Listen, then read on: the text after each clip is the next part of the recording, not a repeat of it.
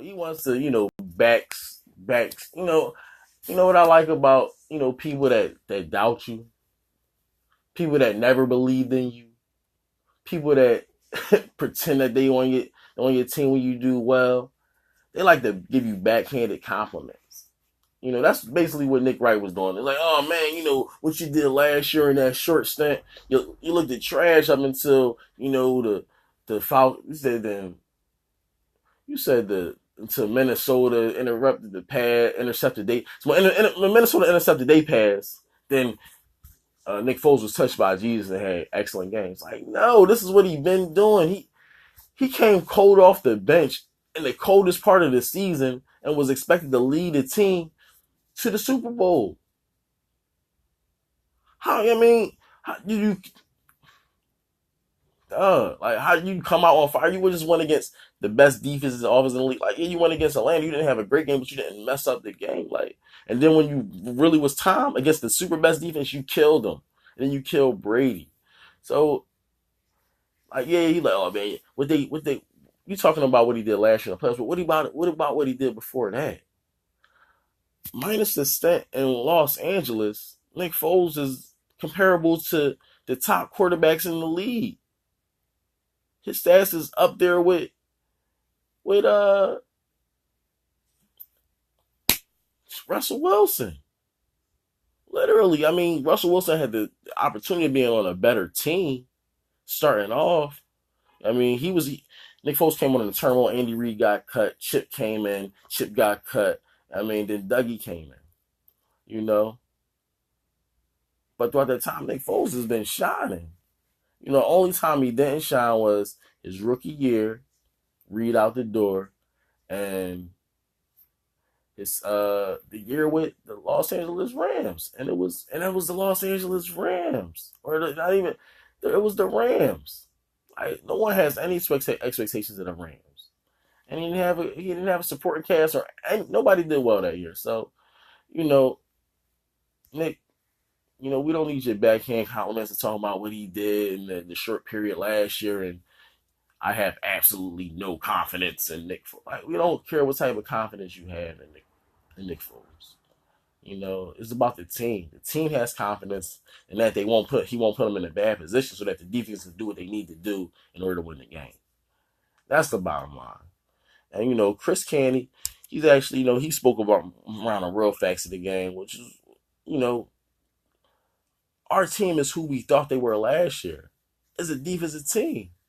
Carson Wentz, they was giving Carson Wentz a lot of law and praise, but really it was the defense that was winning the games. And so while they was focusing on Wentz, me as an Eagle fan thought it was great because you're forgetting about our 7 down linemen that rush and attack the quarterback every time. Like, you can be confused about the leaders of this team, but I'm going to let you know that it's Fletcher Cox in them. It's the defense. I mean, it ain't got much to do with Carson Wentz and his super ability. Or it don't have everything to do with Nick Foles as a team. But yeah, like, you talking about confidence in Nick Foles. But anyway, and the only person that was actually for the Nick Foles is Skip Bayless. Out of everybody in the league, Skip Bayless is the only one who had competent talk on Nick Foles and the Philadelphia Eagles. And it's crazy. And it's probably because it's hate. He just want to throw some shade on Carson, create a quarterback controversy. But the fact remains facts. Like, Nick Foles has never folded. And nobody in the media is taking attention to that. I mean, when they do, it's almost like as a matter of factly. But when you compare him against Kirk Cousins, who was drafted in this class, he's the highest paid quarterback ever, guaranteed. Russell Wilson, he came on a Seattle Super Bowl with the Legion of Boom. I mean, he's lauded as one of the best. Andrew Luck with the number 1 pick. Like, Nick Foles is right along with the top 1, 2 of those. He had better seasons, a better one-off season than any of them. That 27-2 season where he came in and showed up, no one had seasons as perfect as that. I mean, Russell Wilson had a better defense that year. But all in all, Nick Foles, his best season is comparable to any other best season when he got to play the game. The only thing that's even questionable with Nick Foles is him getting hurt that 1 year. But they all get hurt. They all get hurt.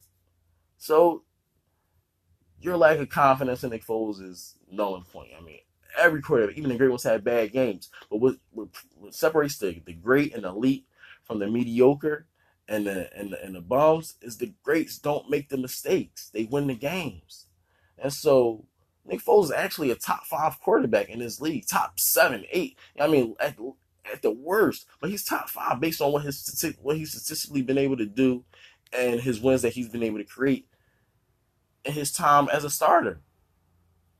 And I'm talking about last year's sample, this first game, and it's two games in Kansas City. That's just 9 games in a row. That's like 9-0. And the one loss against Dallas don't even count. So essentially Nick Foles is 9-0 coming into this season. He still continued to rack on wins when he finishes and completes games. So he had a 1 anomaly 4-7 season, and he had 1-5 start off the rookie bench. But other than that, 9-3, 6-2. You know what I mean? 0-1 in the playoffs against the Saints with 100 rating. You know what I mean? 3-0 this year in the playoffs. You know what I mean? 100 rating in each of the one. 4 games, 100 rating. Each and every last one of them. That's not a mistake. We don't need your confidence. And I'm just being real, man. Philly Ball Show. I mean, y'all can get the dough and hit the flow. But Skip Bayless out of everybody,